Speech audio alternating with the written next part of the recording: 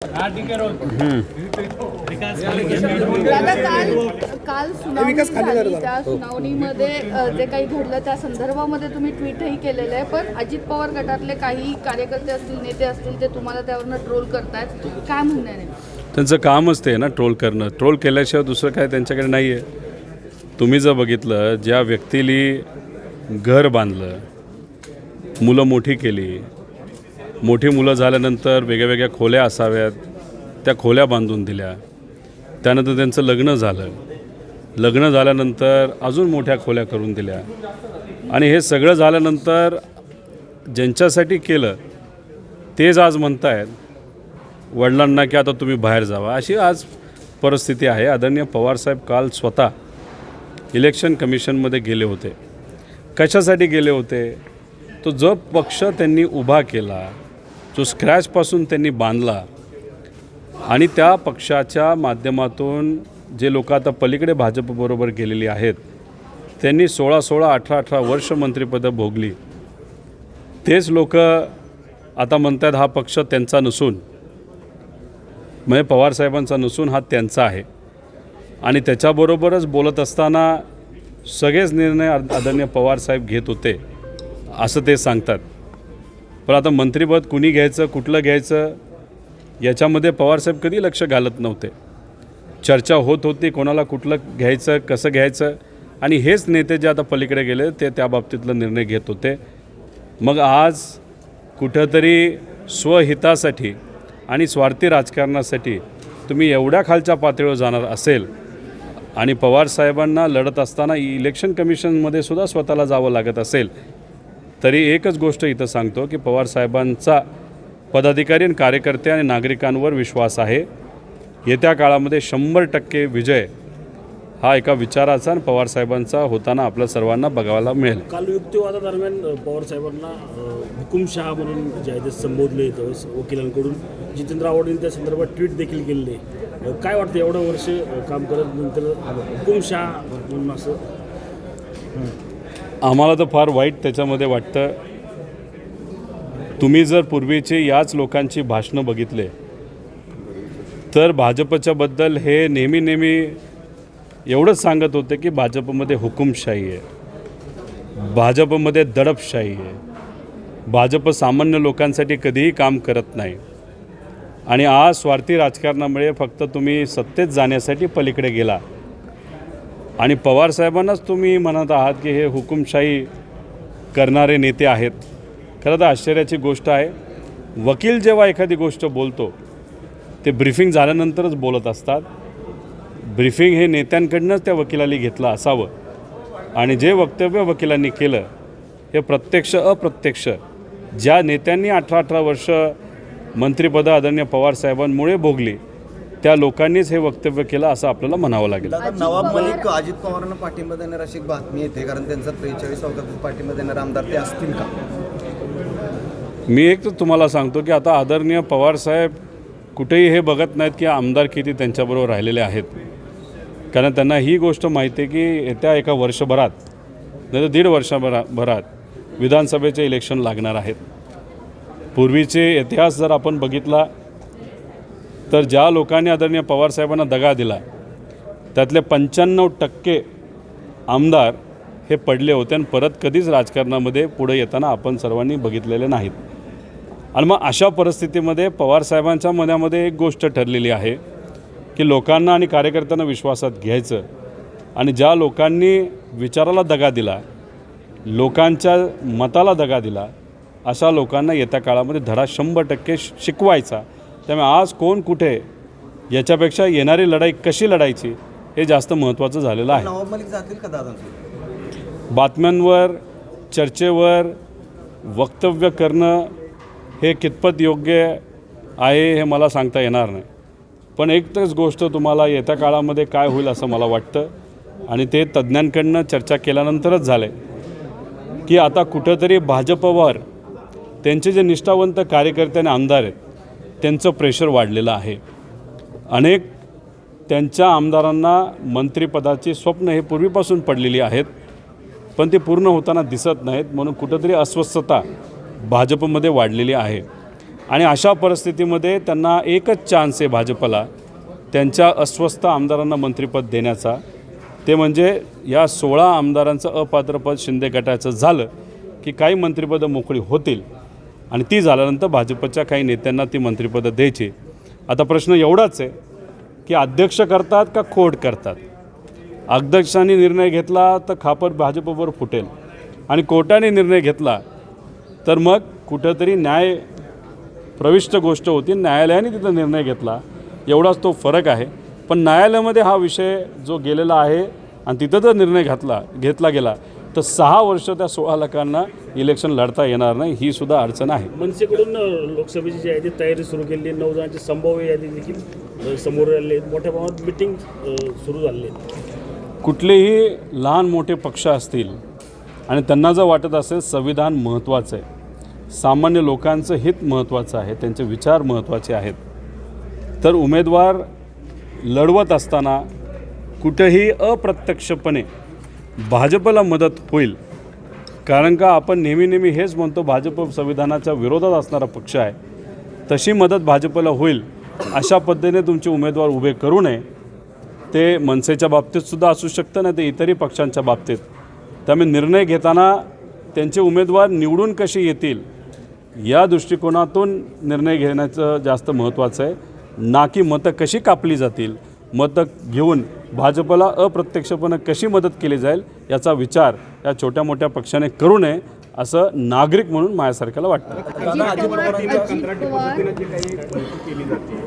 तुम्ही असेल किंवा विरोधी पक्षांनी अनेकदा विरोध केला आहे, परंतु निर्णय मात्र त्याच्यावरती ते ठाम आहेत, मागं घेण्याचा काही विचार होताना दिसत नाही. हे सरकार अहंकारी सरकार, या सरकारला फक्त स्वतःचं कळतं, त्यांना फक्त स्वतःच्या नेत्यांना खुश करणं कळतं, मंत्रिपदाबद्दल बोलणं कळतं, कुठं मंडळं द्यायची असेल त्याच्याबद्दल कळतं.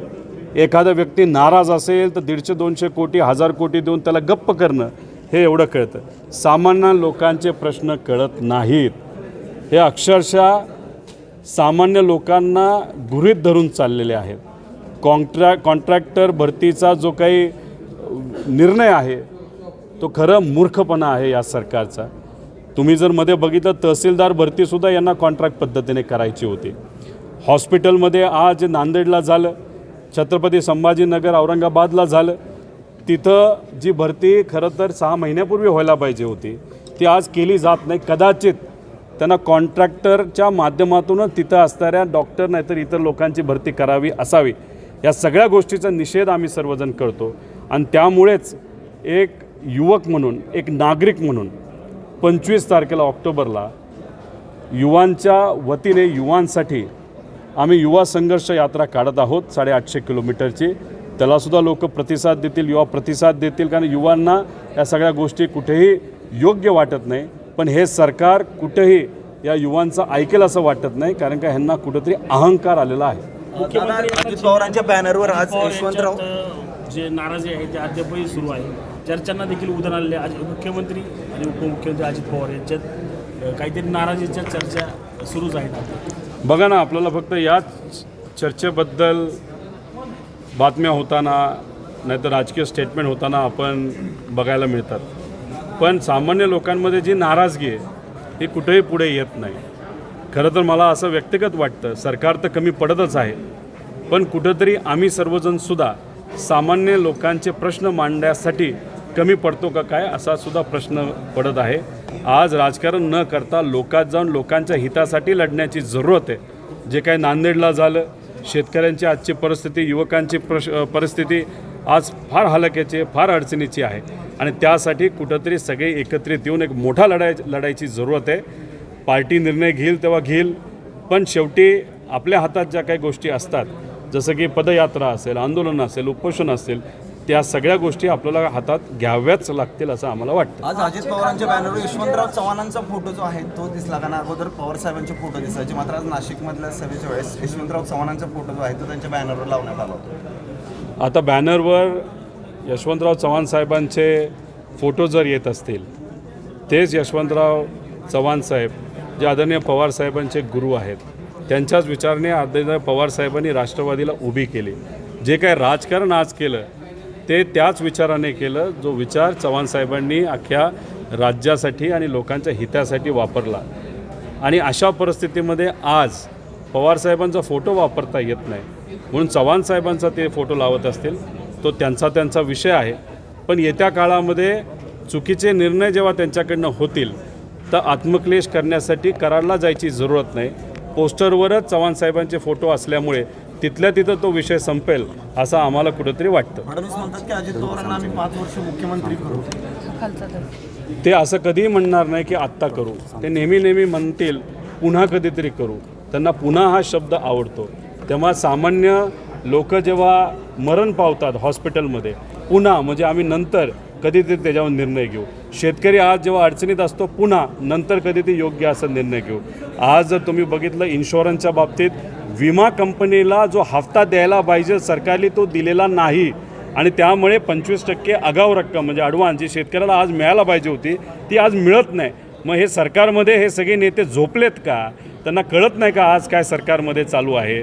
आज जर तुम्ही बघितलं तर ग्रामीण भागामध्ये आणि शहरी भागामध्ये प्रेग्नेंट महिलाच्या आरोग्यासाठी आणि बाळाच्या आरोग्यासाठी जे कुठली औषधं लागतात ज्याच्यामध्ये HBची गोळी असेल आणि इतरही ज्या काही गोळ्या असतात आज मिळत नाहीत. तर त्या बाळाला येत्या काळामध्ये बौद्धिक विकासामध्ये जर अडचण आली, जर महिलेला तिथं काय अडचण आली तर ह्याला जबाबदार कोण? आणि जबाबदारीच्या बाबतीत बोलायला गेलो तर आम्ही म्हणतो आहे की सावंत साहेबांनी खुर्ची सोडली पाहिजे.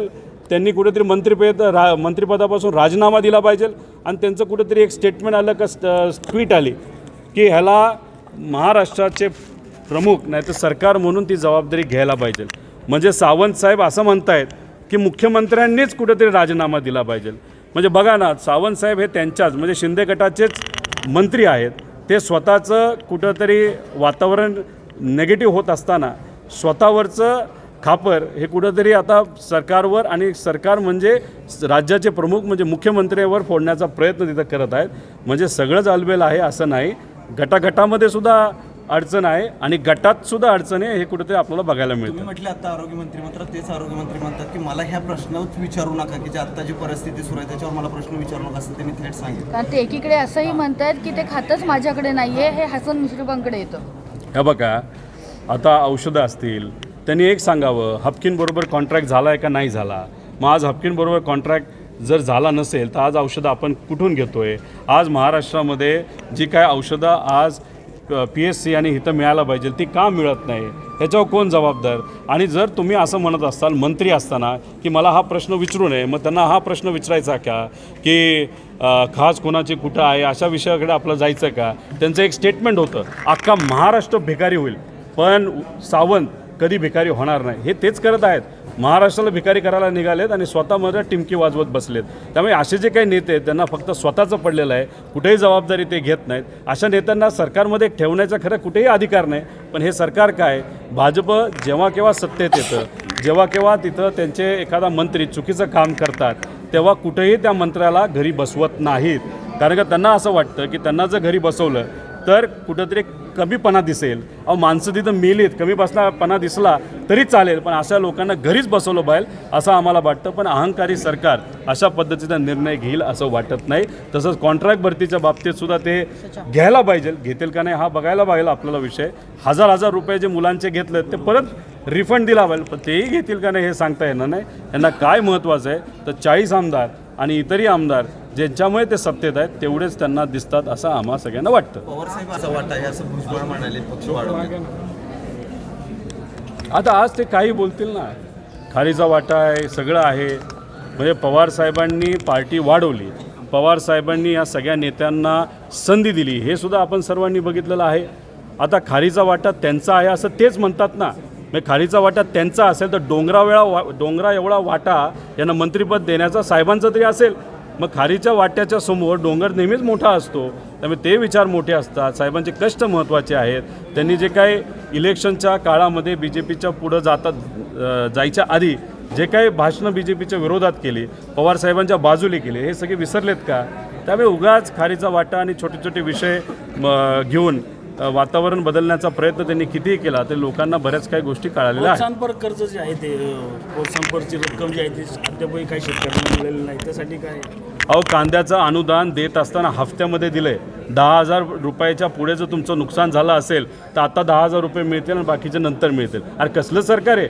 आता तुम्ही जर जिल्हा परिषदेच्या शाळेला साधे दरवाजे आणि कपाटं बसवू शकत नसताल आणि तिथं तुम्ही म्हणत आहात की बाबांनो शाळा आता कुणीतरी दत्तक घ्या, तर त्यातच तुमची लायकी कुठं तर कळते. अरे महाराष्ट्र या राज्याची ताकद खूप मोठी आहे, पण तुम्ही असे फालतू निर्णय घेऊन कुठंतरी ती ताकद कमी दाखवण्याचा प्रयत्न करताय. मग कुठंतरी हे दाखवताय का की महाराष्ट्रात एक नंबरचं राज्य राहिलेलं नाही, आर्थिक परिस्थिती ते खूप अडचणीत आलेलं आहे आणि इतर जे राज्य आहेत जसं की खास करून गुजरात जिथं अनेक कंपन्या गेलेल्या आहेत ते खूप मोठं हे दाखवण्याचा तुम्ही प्रयत्न करत आहात का? त्यामुळे अर्थकारण कुठेतरी बघून केलं पाहिजे. काही गोष्टीचे काही निर्णय घेत असताना तिथं फक्त कॉस्ट बघितली नाही पाहिजे, त्याचा सोशल इम्पॅक्टसुद्धा बघितला पाहिजे. पण हे सरकारला सोशल इम्पॅक्टबद्दल कळणार नाही, व्यक्तिगत इम्पॅक्ट मग नक्कीच कळेल असं वाटतं. जे नियमित कर्ज भरणार नाही मग परत कर्जबाजारी वाढणार ते दिली पाहिजे. तर जो काही निर्णय सरकार घेईल या बाबतीतली चर्चा महाविकास आघाडीमध्ये सुद्धा झालेली टप्प्याटप्प्याने आपण देणार होतो.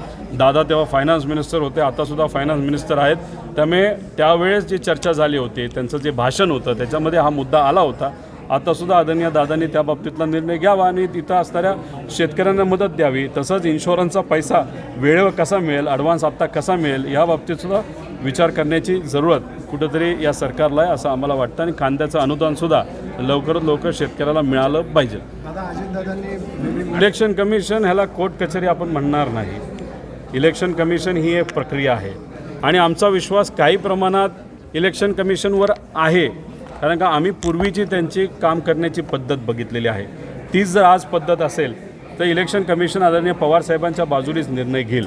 पण बदललेली पद्धत जी सामान्य लोक म्हणत आहेत, ज्याच्यामध्ये इलेक्शन कमिशन ही भाजपच्या हातातली बाहुली असं जे लोक म्हणतात, तसं जर त्यांनी निर्णय घेतला तर अन्यायकारक आहे, तो संविधानाच्या विरोधात आहे. त्यामुळे संविधानाच्या विरोधात जर कुणी गेलं तर आधी आम्ही कोर्टात जाऊ नाही जाऊ हा विषय असला तरी आम्ही 100% कोर्टात जाऊ, कारण का आज न्याय जर कुठून मिळत असेल तो आपल्याला न्यायदेवतेतून म्हणजे कोर्टातूनच मिळू शकतो.